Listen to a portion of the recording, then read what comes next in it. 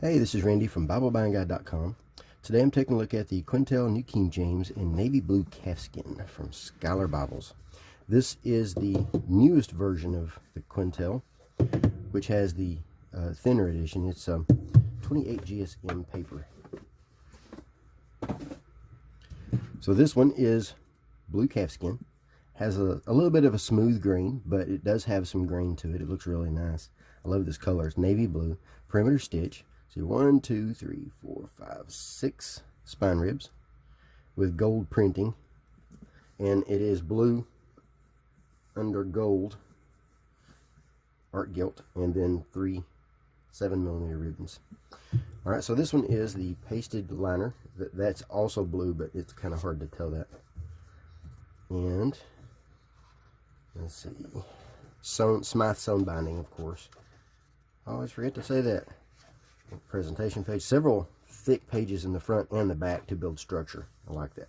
And then we get into our paper. Now this is the 28 GSM Indopaque, which is milled in France, and it is, this whole thing was built by Royal Youngblood in the Netherlands, typeset by 2K Denmark, some of the best out there. I will say the best out there. All right, so it's the Indopaque. So if you're familiar with the Crossway Heirloom line, or if you're familiar with the Cambridge Turquoise, some of those, they all use the Indopaque, which is some of the most expensive paper for Bibles, and because of how thin it is, but it still has a high level of opacity, so very opaque for how thin it is. First thing I noticed when I opened this Bible was how dark this font is. This is darker than my previous edition in the 36 GSM. 11-point font, line matched, Milo font, and then as you can see, the New King James footnotes are under the last verse. Most books have them in the outer margin. There are a few books that have them in the inner margin. I'm not sure why that is.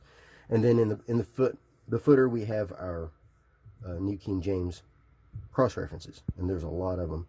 The verse numbers are bold, large and bold. I have no trouble finding them easy. So I've preached from this a few times. No trouble at all preaching from it. No trouble finding anything. Poetic settings. Nice red. I love that deep, dark red for the chapter numbers and the header information.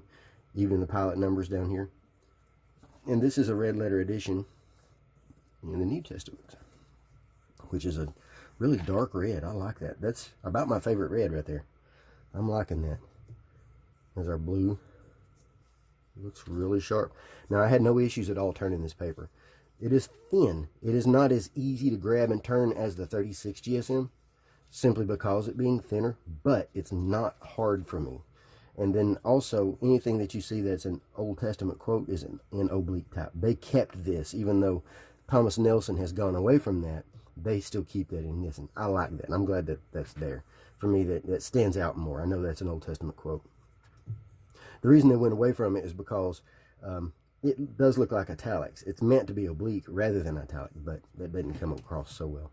And then, now I did find a few pages that, this might be a little bit lighter. That is so small of a difference that I had to look for it to see it. I don't even think it's really enough difference to care about at all.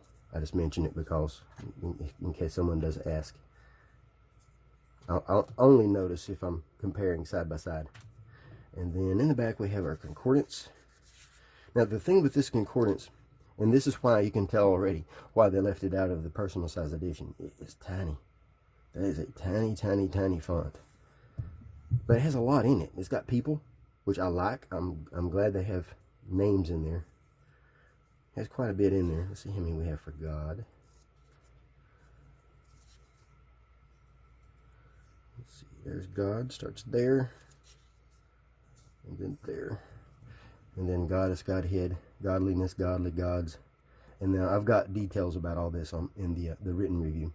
And then it has the word itself in red, and then the references in red. Another thing I wanted to point out, look how much space this has in the margins.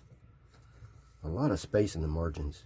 This doesn't bend as much. We'll see that when I compare it with the regular edition. It doesn't bend as much into the gutter, so the page stays flatter. Don't have that bend so much. I like this. All right. And then in the very back, we have our Bible maps. Now, I like the colors of these maps. These are about my favorite colors. And this is on the thicker paper, but it's not the same paper as the end sheets. That's even thicker paper. But this is thick paper. I don't think it's the same paper. But of course, you know, it's got all the basics, routes, cities, annotations, information. If I could change one thing, it'd be this right here. I'd like to see a little bit of space between the pages, because you lose a little bit there. If I could make one change in this entire Bible, it would be that. That would be it. And then a chart. Nice colors. And then in the very back, we have an index. I love indexes to maps because it just makes these maps that much easier to use. Just takes a few pages. And I'm sure that the reason that they left it out of the personal size, again, is because of being small font. And there are our end sheets. And that's it. Has around 7 words per line, 7-8 words in that range, and it still looks easy to read though. It doesn't feel cramped or crowded or anything like that. One problem with that is you usually have broken poetry because of that, but 2K Denmark, when they did the typesetting, they broke the poetry in the right places. It looks really good. It doesn't look awkward at all. So they paid a lot of extra attention to the poetry in this. Poetry looks great. Letters look good. Usually you need more space for letters. So let's take a look at a letter. Well, there's an example. It's one of the things I like about the New King James. The letters are indented. It stands out. And that they made it ragged edge for the letters. Several in Ezra. That's usually where you can find as many as you need. So yeah, they look really good. Alright, so let's measure. I'm going to measure the outside. Now this does have a little bit of an overhang, so a little bit of a yap.